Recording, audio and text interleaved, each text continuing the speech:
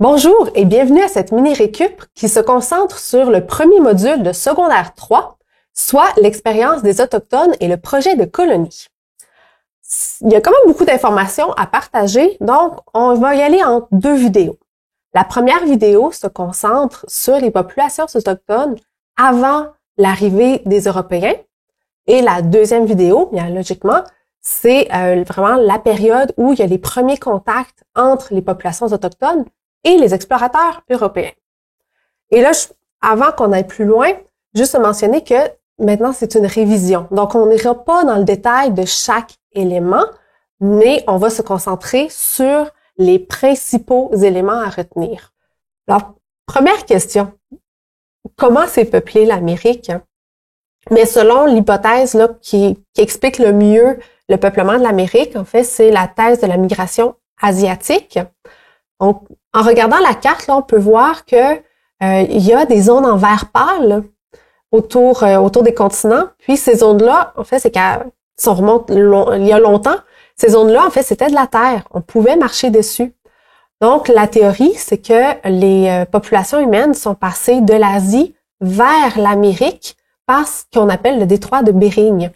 Là, tu le vois sur la carte, là, c'est ce qui est encerclé en orange. C'est par là que les hommes et les femmes sont passés. Sûrement là, qu'ils sont passés par là parce qu'ils suivaient des troupeaux d'animaux. Donc, on vit avec eux par la chasse. Donc, lorsqu'ils migrent, nous aussi, on migre parce qu'on ne savait pas qu'est-ce qu'il y avait de l'autre côté. Ça a pris vraiment des milliers d'années. Donc, on traverse et ça a pris des milliers d'années pour peupler l'ensemble des Amériques. Pour ce qui est actuellement le Québec, on pense là que les premiers humains sont arrivés là environ moins 15 000 à moins 10 000, là, donc 15 000 ans avant aujourd'hui. Donc, c'est les premières traces humaines qui arrivent à ce moment-là dans ce qui est aujourd'hui le Québec. Donc là, faisons un bond dans le temps. On a parlé des premières personnes là, qui sont venues habiter en Amérique. Et là, on va faire un bond dans le temps pour aller vers les années 1500. Ça fait des milliers d'années que des gens habitent sur le territoire. Ça fait des milliers d'années donc que les gens ont appris à vivre là. Le territoire, en fait, l'environnement est pas pareil partout. Donc, les populations se sont adaptées à ce qu'il y a autour d'elles. Donc là, si on se concentre là sur les alentours, là, ce qui est aujourd'hui Québec, les alentours, on voit des populations qui sont nomades et d'autres sont sédentaires. Et là, j'aurais une question pour toi. Les populations sédentaires transportent leurs habitations avec elles lors de leurs déplacements au cours de l'année. Est-ce que c'est vrai ou c'est faux? Et c'est faux. Une population sédentaire ne transporte pas son habitation avec elle parce que, en fait, elle ne se déplace pas. Ce sont des habitations permanentes. Et pourquoi est-ce qu'une population sédentaire ne se déplace pas? Bien, c'est surtout parce qu'elle pratique l'agriculture. L'agriculture est vraiment la base de leur alimentation. Ça n'empêche pas qu'ils peuvent donc ça n'empêche pas qu'ils peuvent aller chasser ou pêcher, mais vraiment la base de l'alimentation provient des plantes. Provient donc des plantes qui font pousser dans leur champ. Un champ, ça se transporte pas, donc on reste proche de nos champs. Donc, contrairement aux populations sédentaires, en fait, une population nomade, elle va se déplacer. Elle se déplace parce que elle va vivre de chasse et de pêche. Donc, chasser et pêcher, ce sont deux activités qui sont très importantes et qui font en sorte que on a besoin de suivre les troupeaux, par exemple, pour aller chasser. On a besoin aussi de se déplacer pour aller vers les cours d'eau, pour aller pêcher. Et tout ça, ça fait en sorte qu'on doit adapter notre habitation. Donc, l'exemple qu'on a ici, l'exemple d'un wigwam, on voit que ce sont toutes des pièces séparées que l'on peut enlever, empiler. On enlève aussi là, la structure de base et on amène tout ça avec nous dans nos déplacements. Ce qui fait en sorte que quand on arrive sur un nouveau lieu, on n'a pas à reconstruire une habitation. On utilise ce qu'on a. On a juste à la remettre en place et on peut habiter dedans et faire nos activités autour. Donc, c'est vraiment un élément important pour une population nomade, puisqu'elle se déplace beaucoup. On a besoin d'avoir une habitation adaptée. Penchons-nous maintenant sur les 3 grandes familles linguistiques. Les 3 grandes familles, comme tu vois, sont la famille algonquienne, la famille inuit et la famille iroquoienne. On parle de 3 grandes familles linguistiques parce qu'il y a beaucoup de choses qui les rassemblent. Donc, même si c'est différentes communautés à l'intérieur, il y a beaucoup de choses semblables qui nous permettent là, de faire des regroupements. On va commencer avec celle qui habite le plus au nord, donc la famille linguistique inuit. Donc, tu vois, la partie en rouge sont vraiment au nord là, du continent. C'est des endroits où il y a peu de végétation parce que bon, le sol est gelé la plupart de l'année. C'est difficile de faire pousser des choses là. Donc, ce sont des populations nomades qui vont vivre surtout de la chasse et de la pêche. C'est vraiment par là, que les membres de ces communautés-là vont aller chercher ce dont ils ont besoin. Donc, que ce soit pour se vêtir, que ce soit pour se nourrir aussi, ou faire les outils. C'est vraiment par la chasse et la pêche qu'ils vont aller chercher tout ce dont ils ont besoin. Puisque tu vois ici, donc, les lunettes à neige, c'est quelque chose qu'ils ont développé pour se protéger des rayons du soleil. Parce que parfois, donc, avec la neige, c'est beaucoup trop lumineux, ça fait mal aux yeux. Donc, ils ont sculpté carrément des morceaux d'os pour pouvoir se protéger les yeux. La deuxième famille, donc la partie en jaune, donc on voit que le territoire est très grand, c'est la famille linguistique algonquienne. Elle aussi est nomade, donc va se déplacer pour trouver les ressources dont elle a besoin. C'est la chasse et la pêche, encore là, qui vont permettre d'aller chercher les ressources. On va aussi se déplacer pour aller vers les cours d'eau, entre autres pour aller pêcher, mais aussi c'est que les cours d'eau sont vraiment les autoroutes de l'époque. Ça va permettre de se déplacer sur de grandes distances pour changer de territoire. Cette famille linguistique-là va utiliser des canaux, différents formats, différentes dimensions selon ce qu'on a besoin. Puis, on en voit un exemple ici, un modèle de canot qui peut être utilisé sur les rivières, sur les lacs. Et la dernière famille linguistique, la famille iroquoienne. Donc, on voit, c'est toute la section en bleu. Donc, on est autour du fleuve Saint-Laurent et on va descendre là autour des Grands Lacs. Eux habitent sur un territoire qui est différent. Donc, contrairement aux Algonquiens ou aux Inuits, le sol est assez fertile pour permettre de l'agriculture. Étant donné que on peut cultiver, au lieu de se déplacer, on va rester au même endroit. Donc, ce sont des populations sédentaires qui vont habiter dans des villages de maisons longues tout près des champs. Donc, on va cultiver différentes plantes. Est-ce que tu te rappelles lesquelles? Donc, la base de l'alimentation de la famille iroquoienne est autour de ce qu'on appelle les 3 sœurs. Mais quelles sont les plantes qu'on appelle les 3 sœurs? Est-ce que ce sont des courges, du maïs, des haricots? Est-ce que c'est plutôt du blé, de l'orge et de l'avoine? Ou encore, est-ce que c'est des avocats, du chouquel et des concombres? Bien, les 3 sœurs, ce sont les courges, le maïs et les haricots. Donc, on se déplace pas, on est une population sédentaire. Donc, pour les populations iroquoiennes, on vit beaucoup d'agriculture. Alors, on va développer énormément la poterie. Donc, c'est un exemple là, ici là, qui date quand même de plusieurs années, là, mais c'est un exemple de la poterie qu'on créait pour nos besoins, soit d'entreposage ou de cuisson. On va carrément faire différents formats de peau pour nos besoins. Et qu'un peuple soit sédentaire ou nomade ne change rien au fait que on va partager les tâches entre les hommes et les femmes. On va le partager souvent pas mal pareil dans les communautés. Donc, c'est-à-dire que bien, les hommes, ils vont être chargés d'aller chasser et pêcher pour nourrir l'ensemble de la communauté. Ils vont aussi être chargés de fabriquer que ce soit les outils ou les moyens de transport.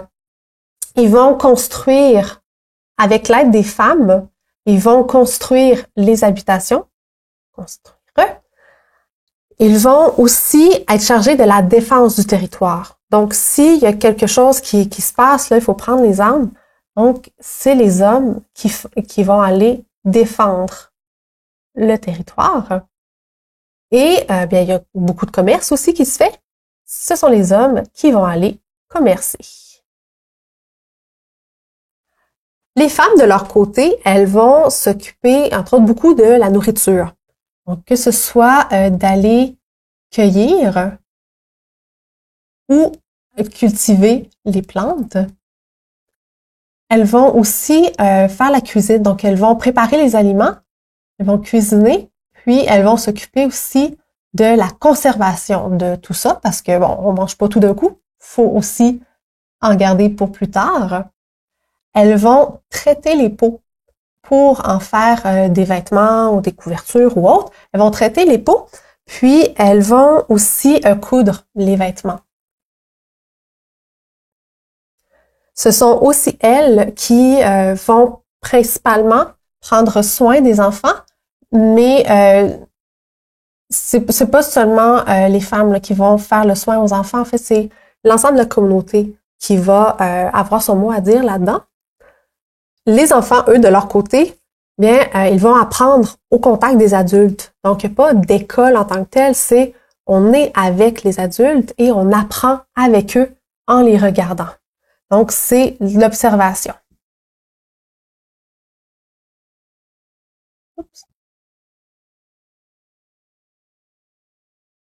On apprend en observant. Donc, en gros, si on résume beaucoup, là, c'est les tâches qui vont revenir d'une communauté à une autre, les tâches des hommes, les tâches des femmes, puis la tâche des enfants aussi. La structure dans les communautés autochtones se ressemble quand même d'une communauté à une autre, mais avec des différences. Et là, ce qui est un peu plus compliqué, c'est qu'on ne peut pas exactement savoir comment ça se passait dans les années 1500. On en a une idée générale, mais on ne peut pas être très précis. Ce qu'on sait, par contre, c'est qu'il y a plusieurs personnes qui étaient impliquées dans le processus de prise de décision. Ça pouvait être les anciens, donc les personnes plus âgées dans la communauté. Ça pouvait être aussi les chefs civils ou les chefs plus de guerre. Il y avait aussi les maires de clans qui sont surtout là, dans les sociétés matrilinéaires. Ça, on va y revenir un peu plus tard. Mais dans les choses que l'on sait, donc il y avait souvent un conseil formé de plusieurs personnes. Et le conseil, lui, avait la responsabilité de prendre des décisions pour l'ensemble de la communauté.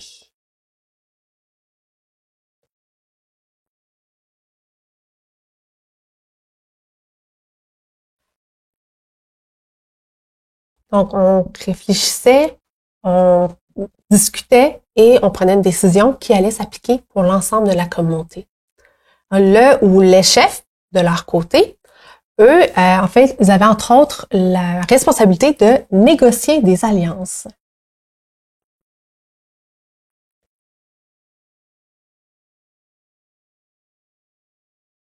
Mais une chose qui est à souligner, pour négocier les alliances ou pour prendre d'autres décisions, les chefs, généralement, ils pouvaient pas imposer leurs décisions. Donc, ils pouvaient pas décider quelque chose et obliger les gens autour d'eux à faire comme ils disaient.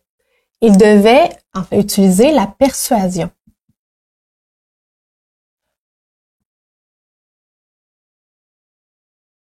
En fait, dit autrement, c'est qu'ils devaient convaincre les gens autour d'eux. Il fallait être de très bons orateurs. En fait, il fallait plutôt de très bons orateurs pour être chef, parce qu'on peut pas imposer. Il faut discuter, il faut présenter notre point de vue et convaincre les gens autour de nous que ça, c'est la bonne décision. Il faut aller vers ça. Et en fait, je te parlais des communautés qui avaient parfois des mères de clans. Donc, les sociétés matrilinéaires. Voilà, plutôt.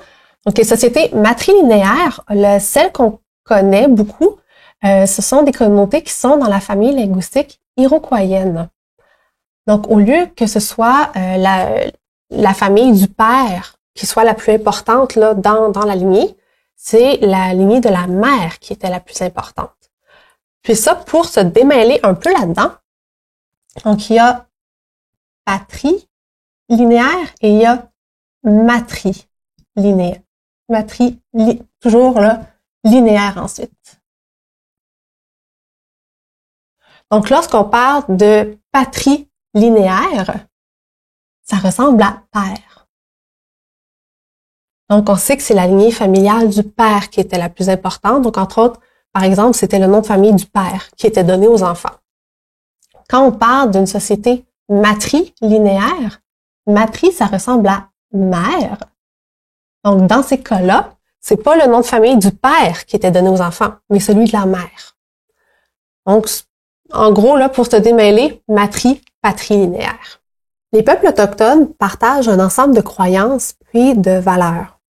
Une des croyances qu'ils partagent, c'est ce qu'on appelle l'animisme.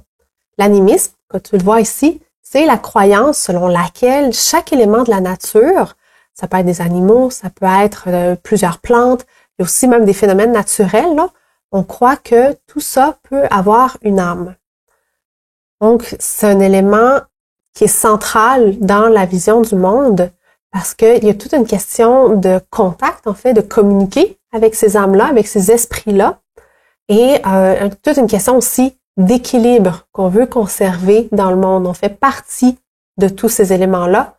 Il faut y participer, il faut communiquer, il faut conserver l'équilibre.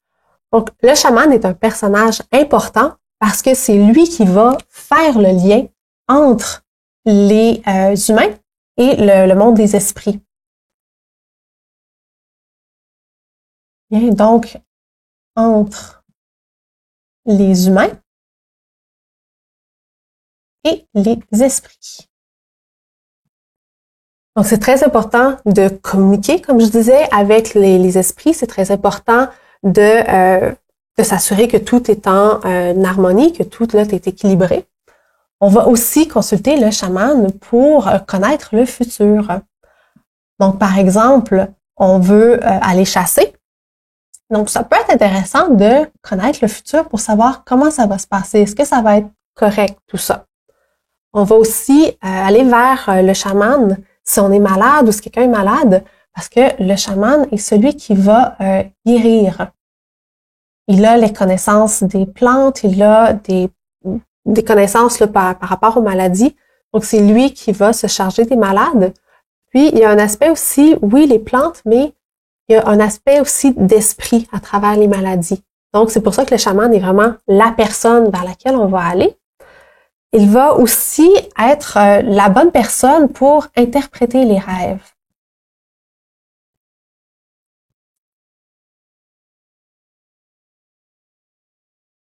Parce que en faisant le lien entre les humains et les esprits, ça demande vraiment une capacité de communiquer avec eux, entre autres par les rêves.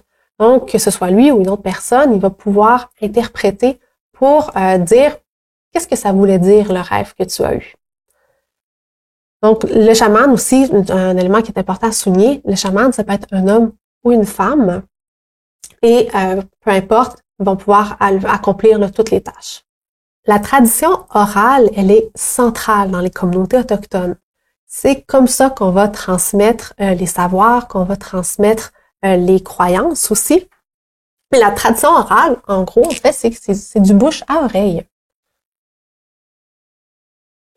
Je dis ça parce que c'est en écoutant les gens autour que les personnes vont apprendre les grands récits, vont apprendre des différentes techniques aussi.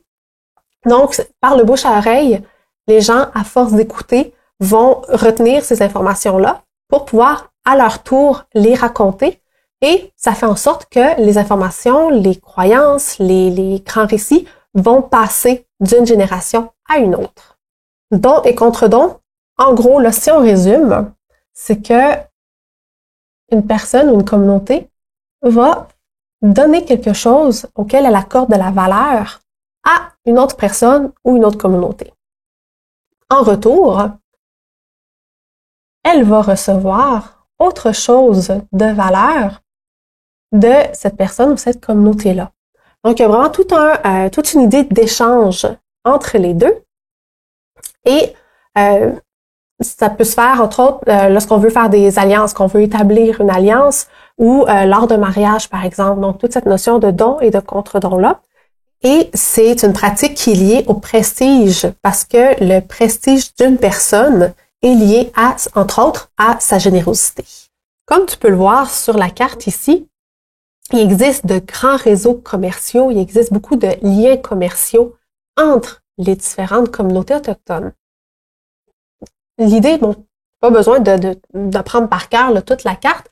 L'idée ici, c'est de voir que les objets peuvent aller très loin et avec toutes les choses qui sont échangées, et ça fait en sorte qu'une communauté, par exemple, qui n'a pas accès à des coquillages parce que elle n'habite pas sur le bord de l'océan, va quand même pouvoir y avoir accès parce que les coquillages vont voyager à travers ces réseaux d'échanges commerciaux. On va pratiquer le troc pour les échanges commerciaux. Vraiment, c'est le troc. Donc, on peut, par exemple, échanger du poisson, des fourrures contre de la poterie. Ça fait en sorte, comme je disais, qu'on a accès à beaucoup de choses. Ça permet aussi soit d'établir ou de renforcer des alliances. Si on fait du commerce ensemble, bien, on ne voudra pas partir en guerre l'un contre l'autre. On va vouloir continuer de commercer plutôt. Aussi, les objets, comme je disais, vont voyager très loin.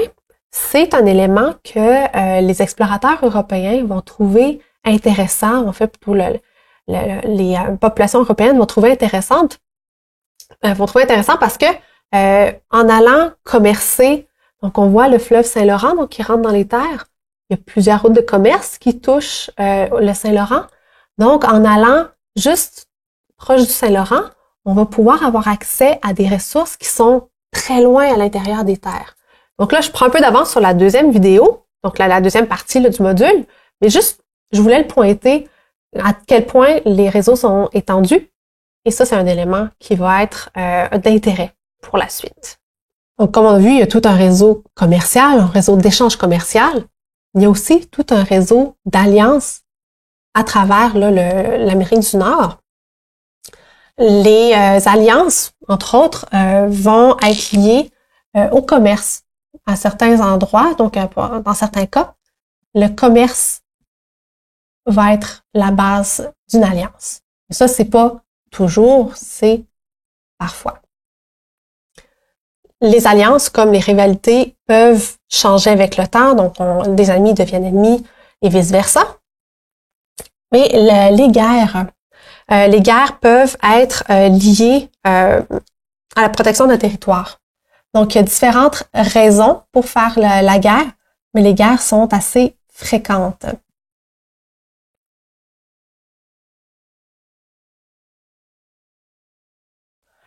Elles sont aussi l'occasion pour les guerriers de montrer leur courage et en montrant leur courage, en fait, de gagner le respect de leur communauté. Durant une guerre, il y a des batailles, mais on va chercher à ramener des prisonniers. Les prisonniers qu'on ramène, en fait, il y a deux grandes possibilités, si je peux dire. Un prisonnier peut être adopté par l'autre communauté pour remplacer un membre décédé. Parce qu'on a besoin de tout le monde. Donc, si on manque, par exemple, de personnes qui sont capables de chasser, en allant chercher des prisonniers, dans ces prisonniers-là, il y en a sûrement qui sont capables de chasser. Donc, on va les inclure dans notre propre communauté pour qu'ils nous aident à nous nourrir. Donc, un prisonnier qui vient de l'extérieur peut prendre la place d'une autre personne pour aider une communauté à se nourrir, à se vêtir. Et parfois aussi, les prisonniers, en fait, sont carrément ramenés et en fait, vont être torturés et mis à mort dans la communauté là, qui les a capturés. Comme tu peux le deviner en lisant le titre, on approche de la fin de la vidéo. Mais avant d'arrêter, j'aimerais faire un retour rapide là, sur les sujets qu'on a vus dans la vidéo ici. Essayer là, de se faire une petite mise en mémoire.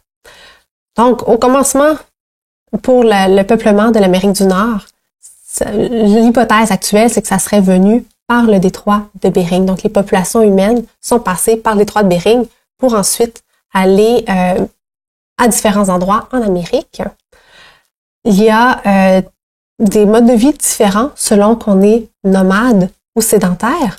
Et le mode de vie, en fait, il est très lié à l'environnement dans lequel on vit. À part les modes de vie, il y a aussi 3 familles linguistiques, 3 grandes familles linguistiques pour les populations autochtones.